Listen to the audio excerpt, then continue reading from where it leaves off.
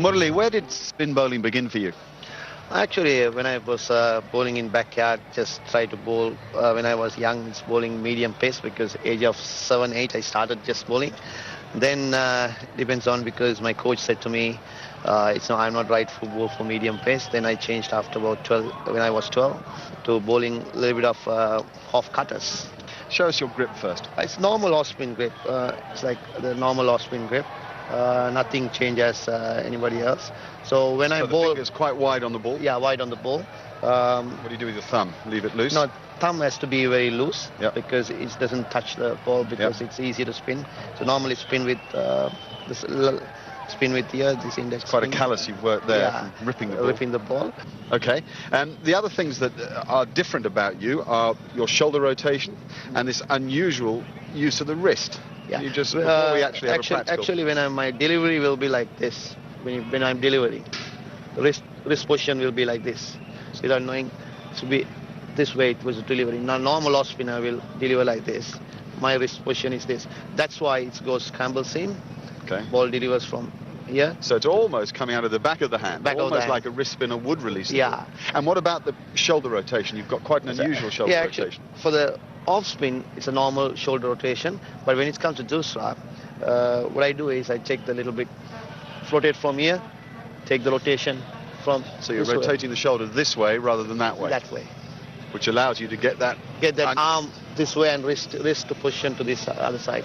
Okay, well, let's look at a ball just to have a practical example. Okay. Unusual off spinner, an everyday off spinner.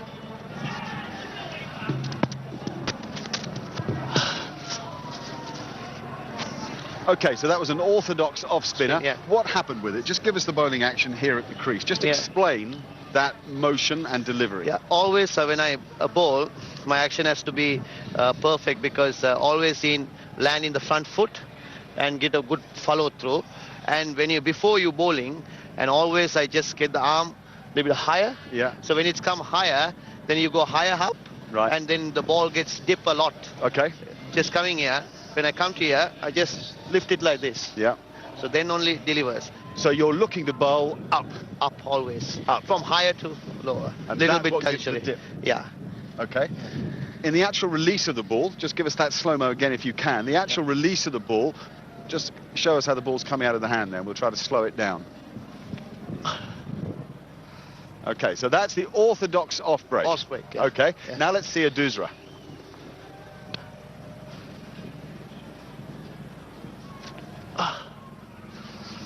That's a great ball, that. Now, the first thing I heard here was a lot more effort. I heard a little grunt, and I felt more energy through the crease. Yeah, because when it comes to you have to put a lot of effort to bowl that Doosra ball because you'll rotate this arm vertically, like turn the arm from ear to ear. It's a big effort. From last moment, you'll turn the arm. What's the difference in the rotation of the arm from the off spinner and the Doosra? The off spinner will finish always. It goes here. Yes. And Doosra will finish a little bit this area. Okay. This is that rotation that we spoke about, this unusual shoulder rotation that is part of your build, your physique. And the wrist also, in the Doosra, wrist also a little bit has to flick it a little bit other side. When you say you focus on your follow-through, from the point of the delivery stride when you want to be up to bowl up, what's important in the follow-through? Important is you have to land in the feet shouldn't be so wider. So your feet has to be closer together. So not too big a delivery stride. No, not too big a delivery stride. So this hip is driving this way, and the front leg is braced if it can be, and you want to get up lifting and driving. Okay, so there's almost a pivot on that front leg. Okay, then you drive through. Okay, I'll show you properly. Okay, yeah.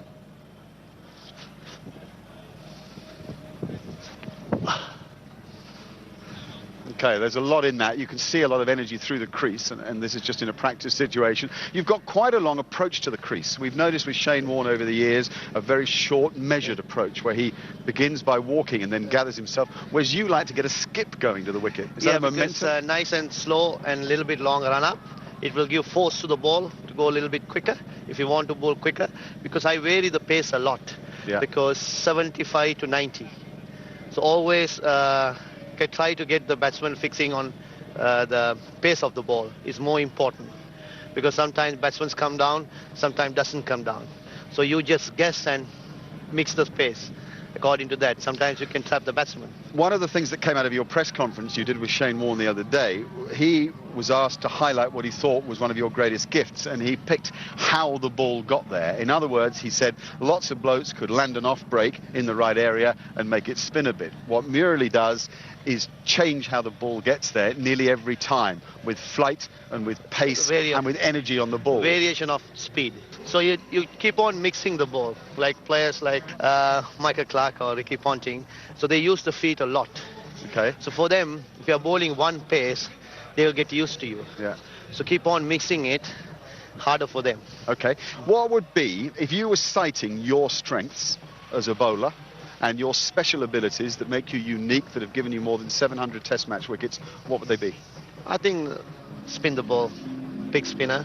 Always been a key thing to me. When I started bowling, I didn't know how to bowl a Doosra. I don't know how to bowl a straight ball.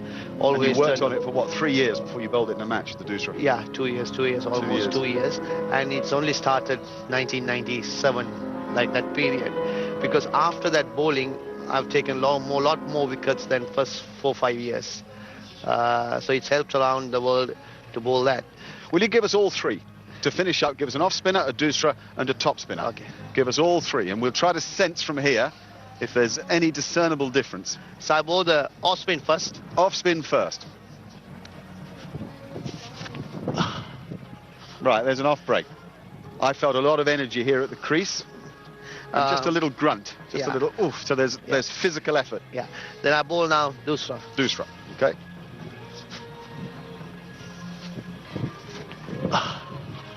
Fantastic amount of spin. We're on a pretty soggy bit of the outer here, just off the square. Yeah. So there's not much in the surface, is there? Very slow. Not much in the surface. Okay, because and now the top spinner. Top spinner.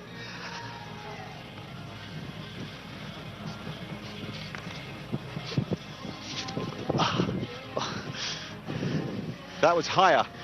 Yeah. That was higher. And lastly, there's one other thing. Having seen those deliveries, I'm keen to ask you, you have been, as a rule in your career, reluctant to bowl around the wicket. Yeah. You use the crease a little bit here, a little wider, a little closer. Why have you been reluctant to bowl around the wicket? Now, last two years, I've been bowling a lot from around the wicket. Because for right hand especially, because there is a rule, if you hit the outside the line, it's not out. So when it comes to around the wicket right-hander, it's almost pitching off stump and turning to middle or leg. So you have a more chance of getting a LBW from the round the wicket for right-hander. And plus, the Doosra is more effective because if the person who doesn't know which way the ball is going, so you have to play every ball. Do you feel complete as a bowler, or do you think you can still add things to your armoury? I think no one will be complete as a bowler because we all try hard. Thank you very much for giving us your time. It remains a great joy to watch you bowl.